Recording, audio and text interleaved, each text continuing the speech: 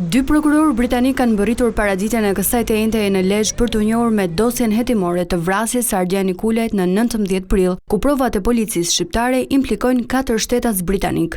Prokurorët anglezë kërkojnë që të njihen nga afër me faktet për të vendosur mbi ekstradimin e personave të arrestuar në Angli me kërkesë të prokurorisë së Lezhës.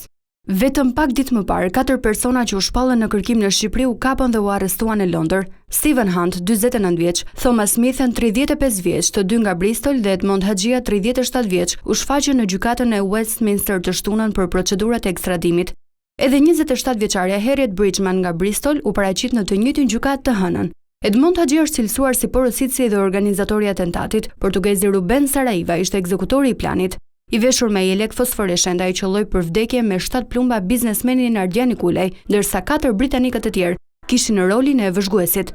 I pari që mbërriti në Shqipëri në 14 shkurt ishte portugezi Saraiva. Ai ka qëndruar në shtëpinë e Haxhis në Kakariq, ndërsa britanikët, mes të cilëve çifti Harry Simpson dhe Harriet Bridgman, kanë ardhur njëri pas tjetrit në kohë të ndryshme, të gjithë duke u shfaqur si turist. Hunt mendohet se ka arritur të depërtojë edhe në sistemin e kamerave të sigurisë së biznesit, duke i dhënë grupit mundësinë të vëzhgojë në kohë reale lëvizjet e Nikulajt. Shkak i vrasjes dyshohet se u bë hasmëria mes familjeve Lex Takaj dhe Nikulaj, e cila ka zënë fillën në vitin 1996, kur palët u përfshin në një vrasje pas një konflikti të çastit në një pikë karburanti.